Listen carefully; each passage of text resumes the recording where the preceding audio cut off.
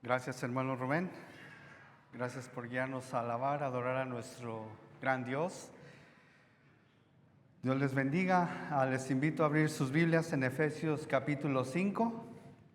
En esta mañana estaremos meditando en los versos 15 al 17. Efesios 5, 15 al 17. Dice así la palabra de nuestro Dios: Mirad pues con diligencia cómo andéis, no como necios, sino como sabios, aprovechando bien el tiempo, porque los días son malos. Por tanto, no seáis insensatos, sino entendidos de cuál sea la voluntad del Señor. Nuevamente aquí tenemos otro contraste. Tenemos el contraste de la sabiduría y la necedad. Y hermanos, es un tema muy prominente en las Escrituras. De hecho, esta puede ser la forma más sencilla que usted y yo podemos entender la diferencia entre los hijos de Dios y los hijos del diablo. Los hijos de Dios son sabios, los hijos del diablo son necios. Así de sencillo. Toda sabiduría verdadera reside con aquellos que conocen a Dios. Y aquellos que no conocen a Dios están atados a vivir neciamente. Esta es la manera de entender la diferencia entre un creyente y un no creyente. Uno posee sabiduría de Dios y el otro es un necio. Así que comencemos con el aspecto negativo y hagámonos la pregunta: ¿qué es un necio? La definición es obvia para todos. Podemos usar sinónimos para poder explicar esta definición. Puede ser alguien que es ignorante, es decir, alguien que no conoce la verdad. Podemos pensar en un necio como una persona que es irresponsable, que es indiferente a las responsabilidades normales de la vida. Podemos pensar en una persona que carece de entendimiento, pero creo que todos sabemos lo que un necio es: alguien que está sin entendimiento, sin sabiduría, sin guía y que es irresponsable. Tristemente también es alguien que está abandonado a la necedad de su propia mente. Así que esta es una definición general con la que todos podemos estar familiarizados. Pero con la palabra de Dios, hermanos, podemos profundizar un poco más que esta definición típica. Bíblicamente hablando, el Salmo 14 nos ayuda a entender la distinción entre el sabio y el necio. Una distinción, por cierto, que se encuentra a lo largo de todas las Escrituras, tanto en el Antiguo Testamento como en el Nuevo. Pero comencemos con la declaración fundamental sobre lo que es ser un necio. Salmo 14:1. Dice el necio en su corazón: no hay Dios. Aquí tenemos la definición bíblica de la necedad. Aquí tenemos el pensamiento y el comportamiento esencial de una persona necia. ¿Y cuál es? Literalmente nos dice que es alguien que rechaza a Dios.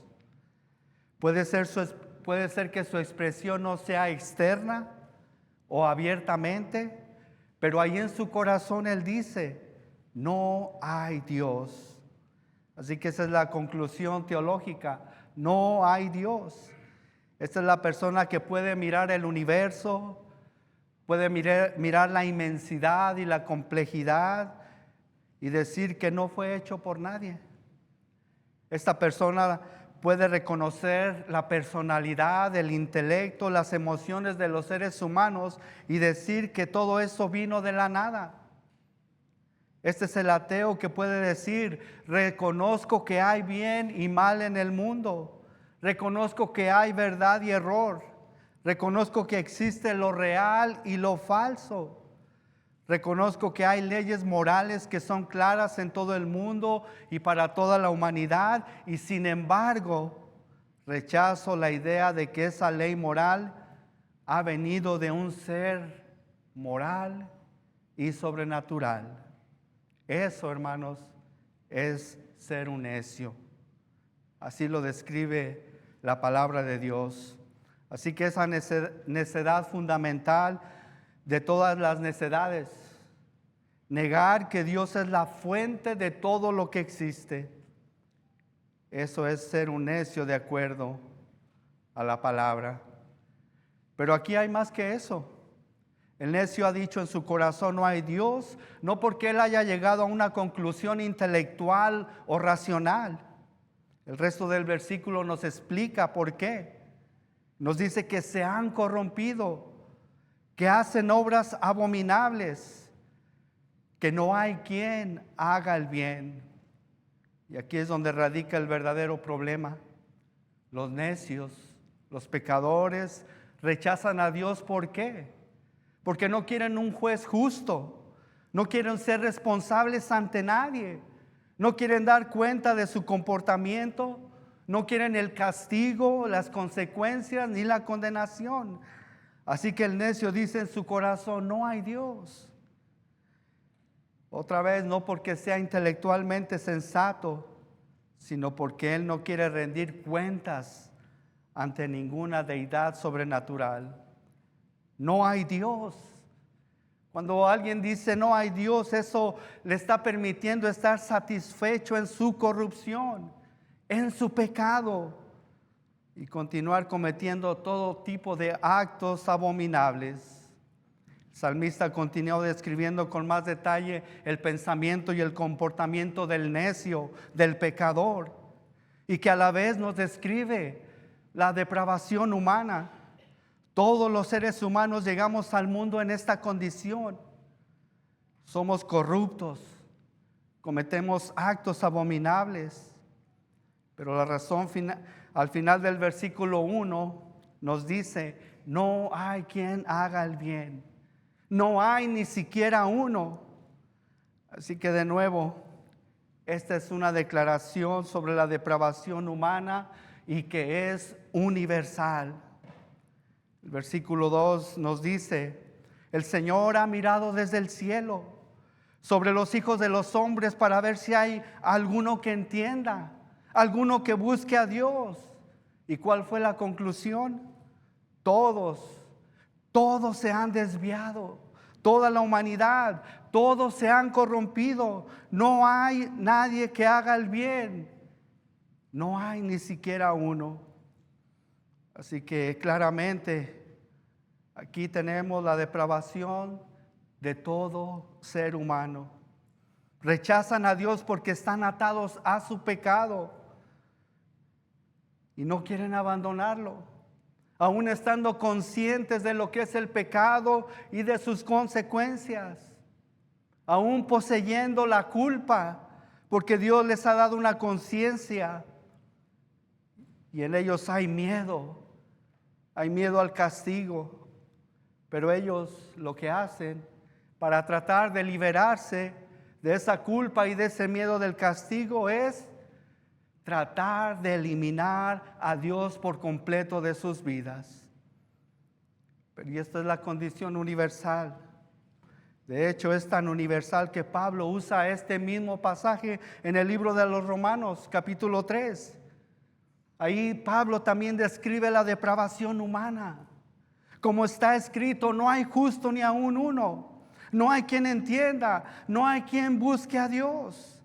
Todos se desviaron a una, se hicieron inútiles. No hay quien haga lo bueno, no hay ni siquiera uno. Y continúa describiendo esta sepulcro abierto es su garganta.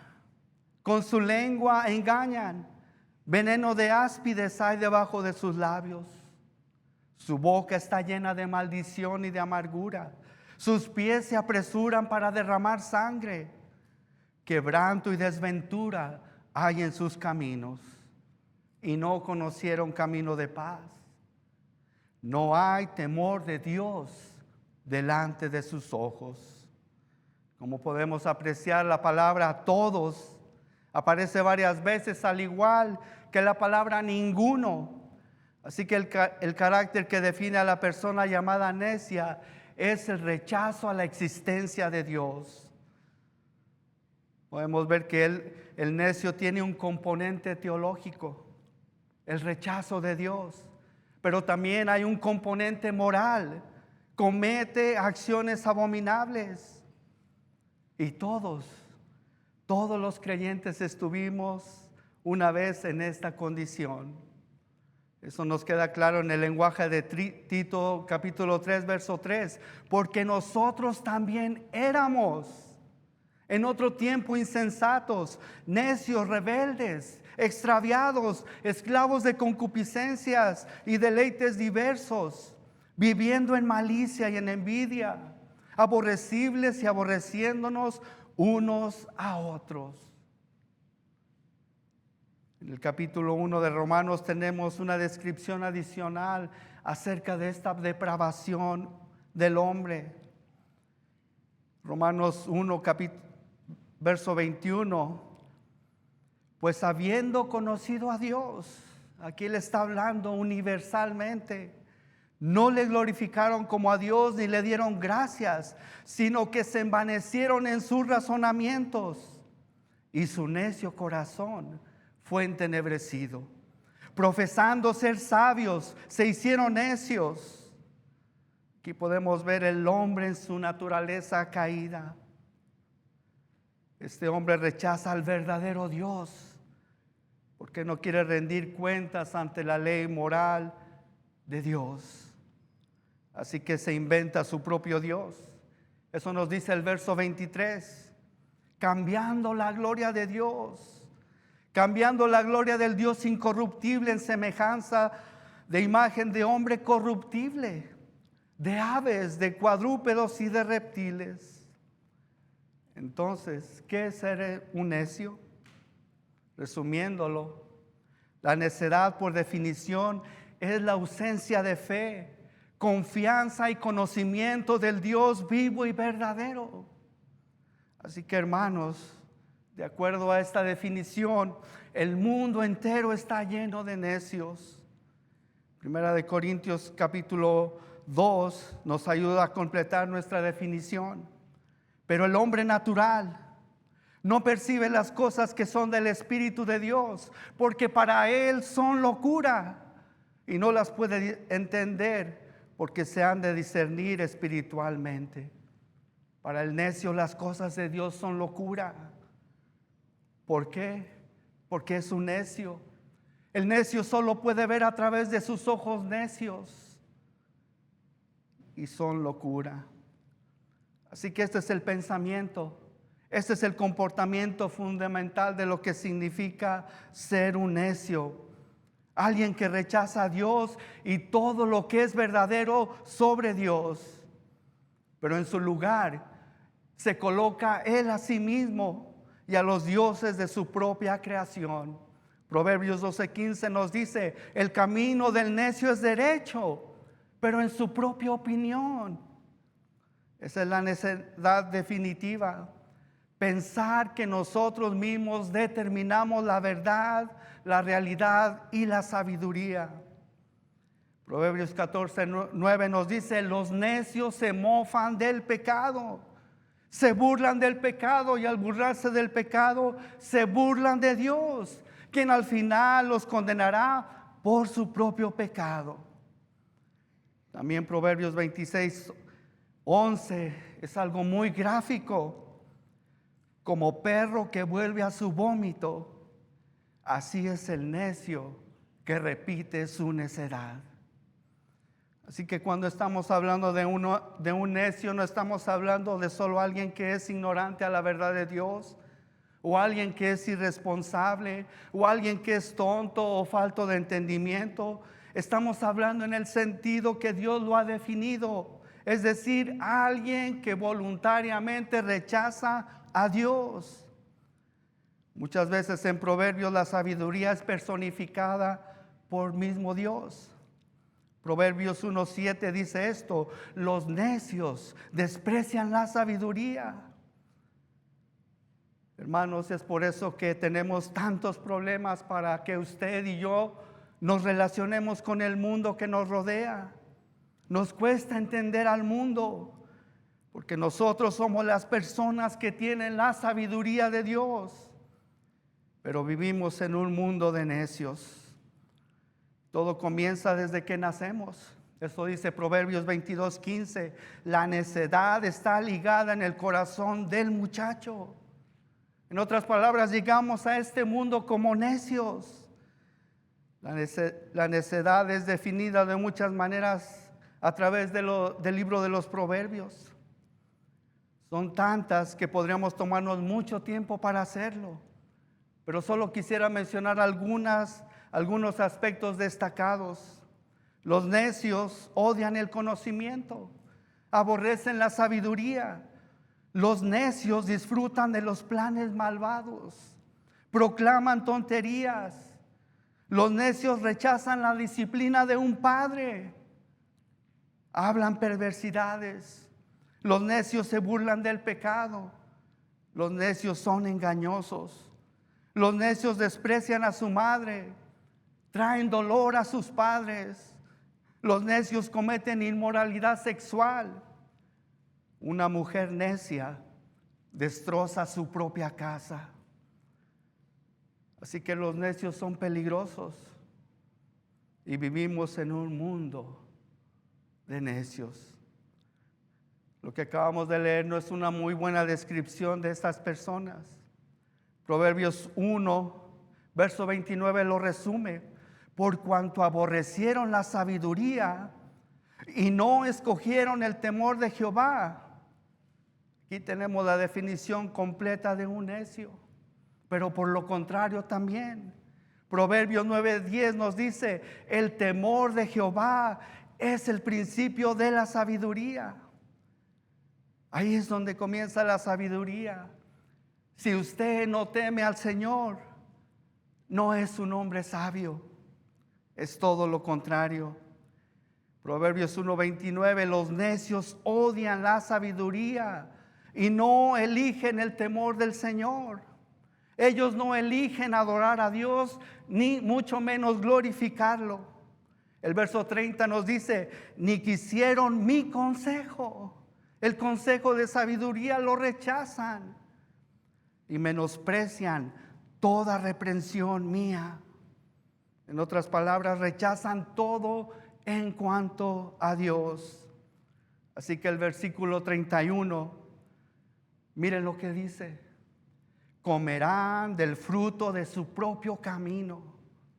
Al igual que Romanos 1, al rechazar la sabiduría, Dios los entrega a las consecuencias de sus propias elecciones. Pero qué alentador es el verso 33. Mas el que me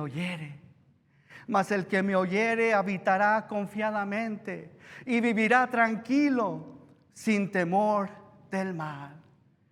¿Queremos dejar de ser necios? Escuchemos a Dios, volvámonos a su palabra, temamos al Señor, vivamos para adorarlo y para glorificarlo. ¿Por qué? Porque si continuamos siendo necios, nuestro fin ya está establecido. Será muerte y destrucción. También un necio es toda persona que rechaza a Dios, pero también su evangelio y su palabra. Y por eso es que los necios mueren. Proverbios 10 nos dice, por falta de un corazón de sabiduría. Así que no importa lo que sepamos, cuántos grados académicos tengamos, usted y yo podemos profesar ser sabios, pero si estamos apartados de Dios, si estamos sin el conocimiento de Dios, sin temor de Dios, sin el conocimiento de Cristo y de su evangelio y la salvación, somos unos necios.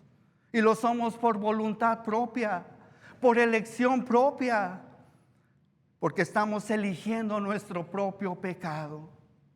Así que esa es la máxima expresión de la necedad. Primera de Corintios 1:18 también nos lo muestra.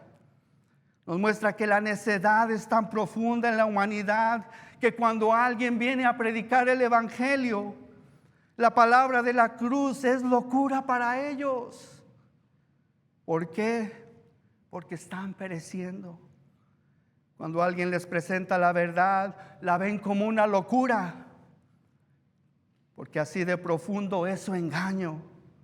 Son tan necios que piensan que son sabios y piensan que los sabios son los necios, cuando usted y yo sabemos que la única manera de conocer a Dios es a través de la locura de la predicación del evangelio. En el versículo 30 hace una declaración maravillosa. Mas por Él, mas por el Padre estáis vosotros en Cristo Jesús, el cual nos ha sido hecho por Dios sabiduría, justificación, santificación y redención.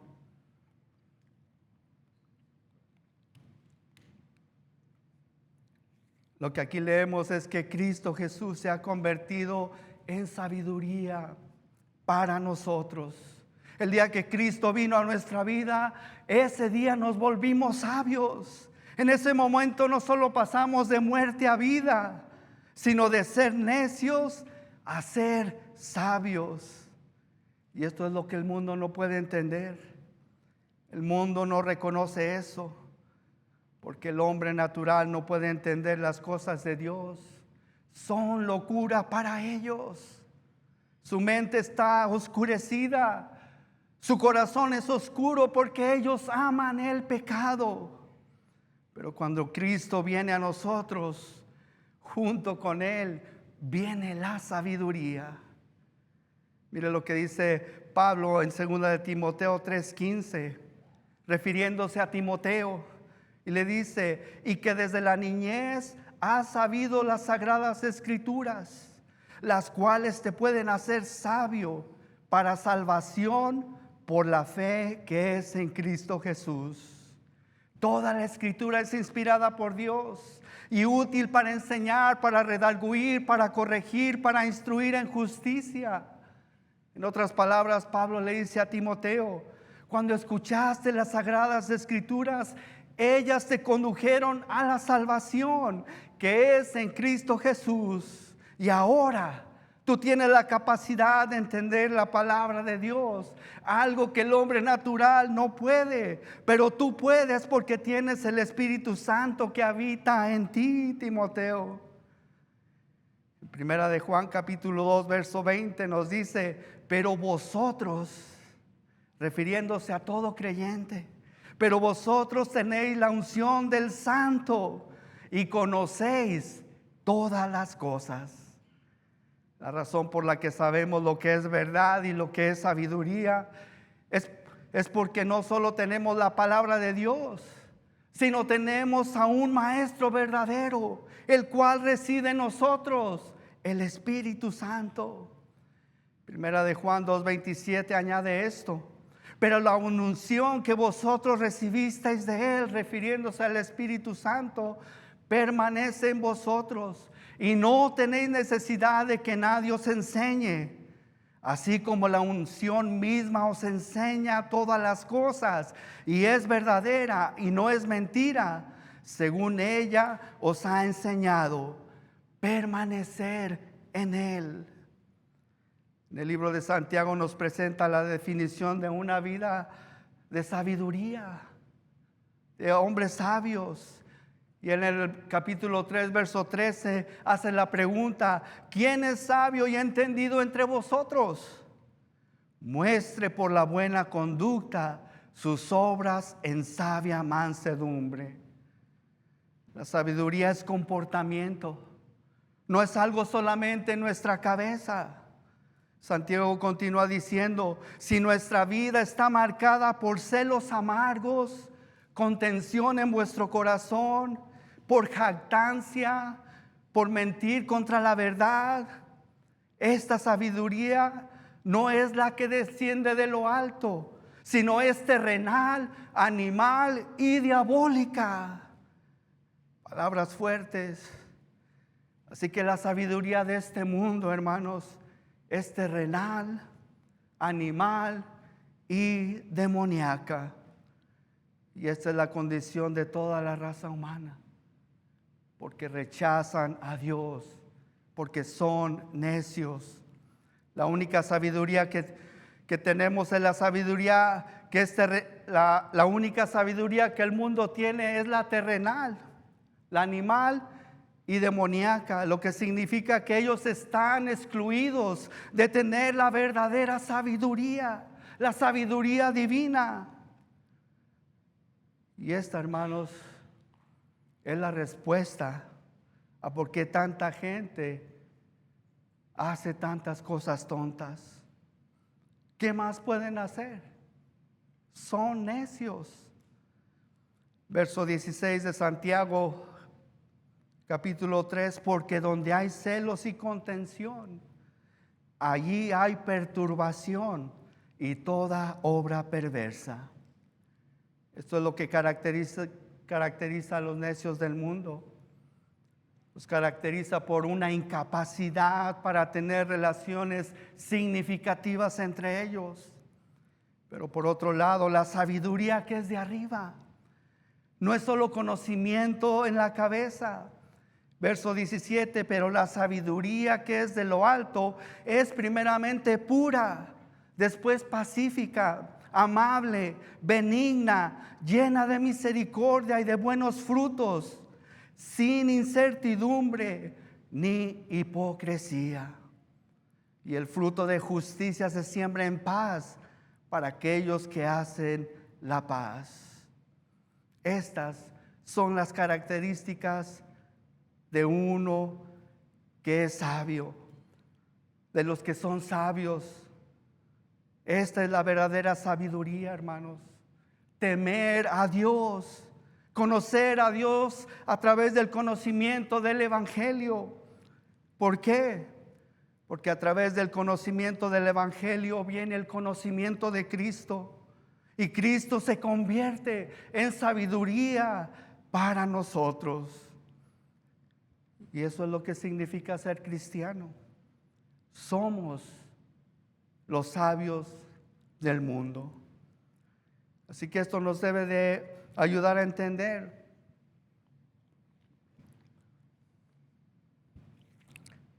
por qué usted y yo tenemos tantos problemas con lo que la gente decide, con lo que la gente hace y cómo se comportan en este mundo.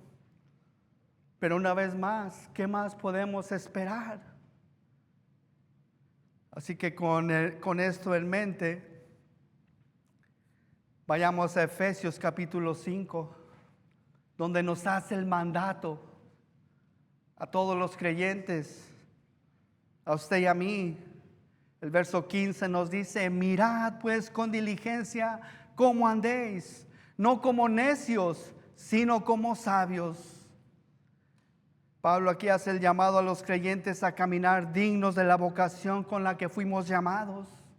Y lo que ya hemos visto es que debemos de caminar humildemente, caminar en unidad, caminar en la justicia, separados del pecado, caminar con amor, caminar en la luz y ahora caminar en sabiduría. En estos 3 versos, aquí nos dan un bosquejo simple.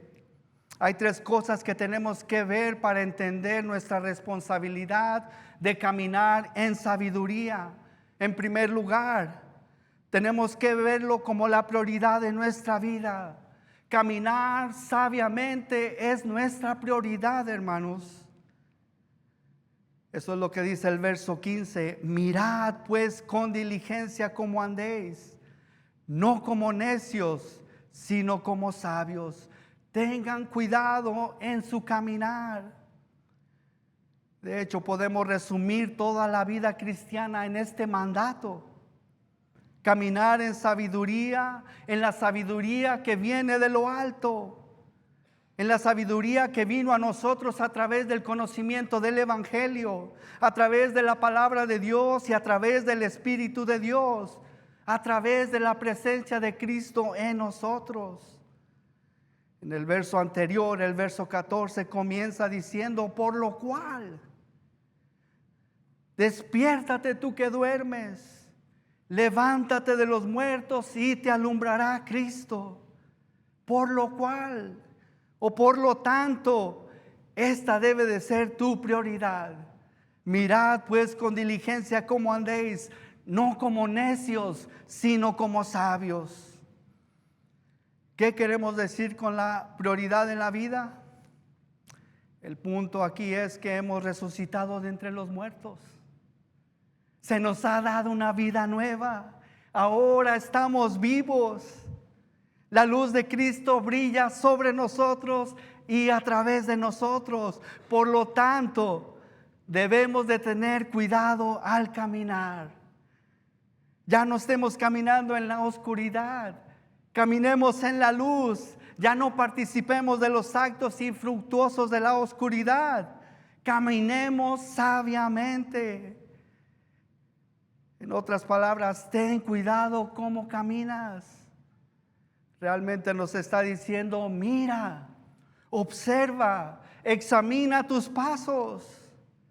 Tito 2:11, porque la gracia de Dios se ha manifestado para salvación a todos los hombres, enseñándonos que, renunciando a la impiedad, a los deseos mundanos, vivamos en este siglo sobria, justa y piadosamente. Eso, hermanos, es vivir sabiamente. Todo lo que necesitamos para vivir sabiamente está en Cristo. Eso dice Colosenses 2:3, en quien están escondidos todos los tesoros de la sabiduría y del conocimiento. Y esto lo digo para que nadie os engañe con palabras persuasivas. ¿Qué tan importante es vivir sabiamente? Esa es la oración principal de Pablo para los creyentes. En el verso 1 de Efesios 17, para que el Dios de nuestro Señor Jesucristo, el Padre de gloria, os dé espíritu de sabiduría y de revelación en el conocimiento de Él. Pero no solo a los efesios, también oraba por los colosenses.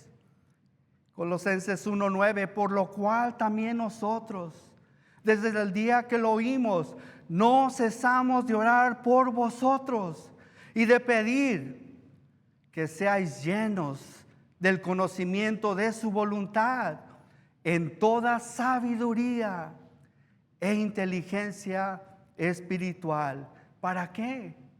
El verso 10 nos lo dice, para que andéis como es digno del Señor, agradándole en todo, llevando fruto en toda buena obra y creciendo en el conocimiento de Dios. Es el increíble porque tenemos un gran conjunto de promesas. Pablo dice, oro por ti para que tengas toda la sabiduría espiritual, para que entonces puedas caminar de una manera digna, para que puedas agradar al Señor en todo, para que puedas dar fruto, para que puedas aumentar tu conocimiento de Dios. ¿Ven lo importante de ser hombres y mujeres sabios? Es por eso que vivir sabiamente, hermanos, debe de ser nuestra prioridad. Y todo eso proviene de la sabiduría que se pone a nuestra disposición en la salvación, a través del Hijo, a través del Espíritu, a través de la palabra. Todo está ahí. Vivir sabiamente debe de ser nuestra prioridad. ¿Por qué? Porque somos los sabios de este mundo. El mundo piensa que nosotros somos necios y ellos son los sabios, pero la verdad es que ellos son los necios y nosotros somos los sabios. Así que caminemos constantemente en sabiduría, ordenemos nuestros pasos diariamente, andemos sabiamente. Por eso dice, ten cuidado cómo vives. Ten cuidado al caminar. Ten cuidado en tus decisiones, en tus prioridades. Debemos tomar muy en serio esta exhortación, mis hermanos. ¿Por qué? Porque no siempre vamos a ser sabios. Tenemos muchos ejemplos de hombres de Dios que no siempre lo fueron. Tenemos a David, a Moisés, al pueblo de Israel. Incluso nuestro Señor tuvo que decirles a sus discípulos en el camino a Emaús: insensatos y tardos de corazón para creer todo lo que los profetas han dicho. Pablo le escribió a los Gálatas en el capítulo 3, dice: oh Gálatas insensatos, ¿quién los ha engañado? Pablo concluye el libro de Romanos con un simple recordatorio. Él dice: sean sabios en lo bueno e ignorantes en lo malo. ¿Qué significa? Que deberíamos saber mucho más sobre lo que es bueno que sobre lo que es malo. El creyente que está saturado por la palabra de Dios es sabio y siempre caminará en sabiduría. Colosenses 3:16, la palabra de Cristo mora en abundancia en vosotros, enseñándoos y exhortándonos unos a otros en toda sabiduría. Qué bendición la de nosotros, qué bendición la de usted y la mía. Nosotros conocemos cuál es la voluntad de Dios, sabemos lo que Él desea. Sabemos lo que Él le agrada, sabemos de Él. Nosotros conocemos su carácter, sabemos que la verdad se revela en las Escrituras, entendemos las trampas del diablo, sabemos cómo resistirlo, sabemos cómo derrotar la tentación, sabemos cómo caminar sabiamente. Es por eso que esa siempre debe ser la prioridad de nuestra vida. Caminar con sabiduría, porque entonces, hermanos, las bendiciones se derramarán sobre nosotros.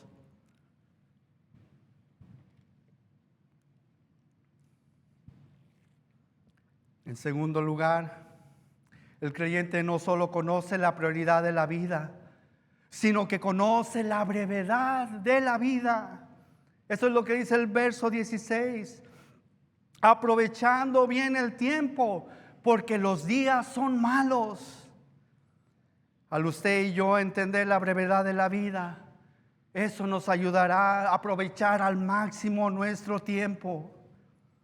Los días son malos, no tenemos tiempo para andar de necios, no tenemos tiempo que perder. Eso es lo que el salmista dijo en el Salmo 90, versículo 12. Que para mí yo lo he tomado como una oración. Enséñanos de tal modo a contar nuestros días. Enséñanos de tal modo a contar nuestros días que traigamos al corazón sabiduría. El tiempo y la sabiduría van juntos. La sabiduría no pierde el tiempo. Aunque estamos bajo la maldición del pecado, la vida está llena de peligros. Que el mal ha perpetrado, todos los días están llenos de maldad. El mundo entero está lleno de maldad. El mal está en todas partes. Pablo lo afirma y lo confirma en Efesios capítulo 2. Este mundo está bajo el poder del príncipe de la potestad del aire, el espíritu que opera en los hijos de desobediencia. Así que usted y yo estamos funcionando en un mundo impulsado por el egoísmo, por la lujuria, por la pasión y por la maldad. También en el capítulo 4, verso 18 dice que el mundo puede definirse con el entendimiento entenebrecido. El mundo está ignorante, su corazón está duro, insensible, sensual, impuro y codicioso. Y todo esto, hermanos, acorta la vida útil de todos. y hace que el desafío de vivir sabiamente sea mucho más difícil por tanta maldad que hay a nuestro alrededor. Y el mal lo acorta todo. Eso significa que la gente a nuestro alrededor no tiene mucho tiempo. Usted y yo no tenemos mucho tiempo. Así que debemos de aprovechar cada momento, cada oportunidad. Segunda de Timoteo 3:13 dice que las personas malvadas se empeorarán cada vez más. Mas los malos hombres y los engañadores irán de mal en peor, engañando y siendo engañados. El mundo va a empeorar cada vez más. Se está acelerando a su maldad a pasos agigantados conforme el tiempo va pasando. Nos dirigimos hacia tiempos muy difíciles. La Biblia habla de la gran tribulación. Nos dirigimos hacia un horrible mal que estará bajo el gobierno del anticristo. Nos dirigimos hacia el juicio divino, la ira de Dios. El tiempo es corto, hermanos. El infierno es para siempre. No tenemos tiempo para no ser sabios y caminar en sabiduría y comunicar la sabiduría. ¿Qué significa cuando dice aprovechando bien el tiempo? ¿Qué significa aprovechar al máximo el tiempo? Aquí no está hablando de un tiempo de cronómetro o de reloj. La palabra es kairos, significa eras, periodos, épocas. Los días son malos, aprovecha al máximo cualquier época en la que sea que nos encontremos usted y yo. Puede que seas un niño, un adolescente, en la juventud, en la media vida, en la vejez. Estés soltero, casado, con familia, sin familia, en la viudez. No importa si estás con salud o falta de salud, en la prosperidad o en la escasez, en el sufrimiento o en el bienestar, en la calma o en la tempestad. Vivir aprovechando al máximo toda oportunidad, independientemente de nuestras circunstancias, de nuestras épocas, de lo que estemos pasando. ¿Por qué? Porque lo contrario, hermanos, es un desperdicio. ¿Cómo es posible que el Señor nos haya salvado, que nos permita caminar con Él y que desperdiciemos todo? Que no vivamos conforme al propósito, conforme a lo que Él nos ha llamado. Eso va a ser un desperdicio. También porque nuestra vida, dice Santiago, que es solo un vapor, que aparece por un poco de tiempo y desaparece. Santiago también dice que ni siquiera usted y yo podemos decir mañana haremos esto o aquello. Lo único que podemos decir, si el Señor quiere, mañana haremos esto y aquello. Así que si hay algún asunto pendiente con respecto a la sabiduría divina, será mejor que lo llevemos a cabo. Alguien dijo, la oportunidad es la pieza más pequeña de la eternidad. Y la única pieza que tenemos en la mano es lo que tenemos ahora mismo. Leemos en la Biblia declaraciones como esta: y se cerró la puerta. Eso lo dice la parábola de las 10 vírgenes. También nos dice, si no os arrepentís, todos pereceréis igualmente. En Apocalipsis dice, vendré pronto a ti y quitaré tu candelero de su lugar. Necesitamos aprovechar al máximo nuestro tiempo y la oportunidad que se nos da. Trabaja, dijo Jesús, mientras que es de día, porque llega la noche cuando no podemos trabajar. El asesinato de Charlie Kirk es un perfecto ejemplo de que los días son malos, de que la necedad del mundo es una realidad. El mundo rechaza a Dios. odia la verdad, aborrece la sabiduría. Pero también es un ejemplo que nuestra vida es breve, tan solo 31 años de edad, pero que Él aprovechó al máximo. Él no desperdició su vida, todo lo contrario. Y Charlie Kirk, así va a ser siempre recordado. Qué bendición, qué ejemplo. Hay una tercera realidad que debemos reconocer después de que entendamos la prioridad de la vida, la brevedad de la vida, pero también está la soberanía de la vida. Hasta este punto podremos estarnos diciendo, quiero vivir sabiamente, quiero caminar sabiamente, ¿qué tengo que hacer? La respuesta la encontramos en el verso 17. Por tanto, no seáis insensatos, sino entendidos de cuál sea la voluntad del Señor. Esa es la soberanía de la vida. Usted y yo no estamos a cargo. Nosotros estamos para conocer y hacer la voluntad de Dios. Acabamos de leer en Colosenses donde dice Pablo, no cesamos de orar por vosotros y de pedir que seáis llenos del conocimiento de su voluntad. Llenos del conocimiento de su voluntad, ¿para qué? Para llevarla a cabo. ¿Cómo conocer la voluntad del Señor? La voluntad del Señor está escrita en cada página de las Sagradas Escrituras. Así que usted y yo necesitamos saber lo que Dios quiere. Y Él ya nos lo ha revelado en las Escrituras en detalle. Tenemos a nuestro modelo, el Señor Jesús, quien fue la sabiduría personificada, quien entendió la brevedad de la vida, sabía que su tiempo llegaría y eso era lo que lo impulsaba. Su vida está resumida en lo que dijo Juan capítulo 4 verso 34. Mi comida es que haga la voluntad del que me envió y que acabe su obra. Y esa tiene que ser nuestra vida también, hermanos. Como seguidores de Jesús, como discípulos de Jesús, caminemos sabiamente. Esa debe de ser nuestra prioridad. Aprovechemos al máximo toda oportunidad.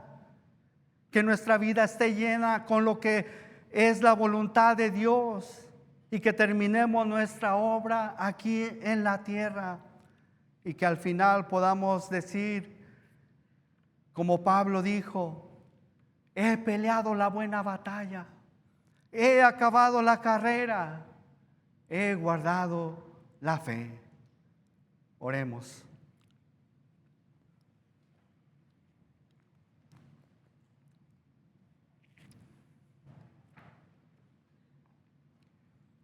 Grandemente agradecido, Señor, por su palabra, la cual es lámpara a nuestros pies. Gracias porque en su gracia, en su misericordia, en nuestro amor, en su amor para con nosotros, Señor, usted nos permite escuchar esto. ¿Cómo debemos vivir? Señor, ayúdenos a esforzarnos, a dar el máximo, a vivir sabiamente. Señor, a examinar cada uno de nuestros pasos, a ordenar nuestra vida, nuestras prioridades, nuestros deseos, nuestros planes, Señor, que vayan siempre de acuerdo a su voluntad. Gracias, Señor, porque no estamos solos para cumplir esto. Usted está con nosotros. Su Espíritu Santo está para enseñarnos, para ayudarnos. Señor, también rogamos que si hay alguien aquí en esta mañana que aún no le ha recibido como el Señor y Salvador de su vida, que tenga misericordia de él y de ella.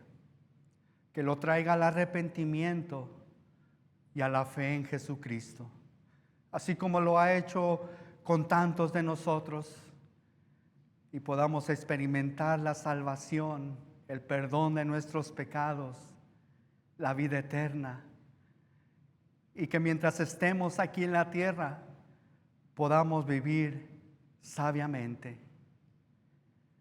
También pedimos, Señor, unos por otros, que nos ayude a ser sabios, que su Santo Espíritu nos siga recordando estas hermosas verdades, que el día que usted vino a nuestra vida, también junto con usted vino la sabiduría, así que no tenemos excusa, podemos vivir sabiamente.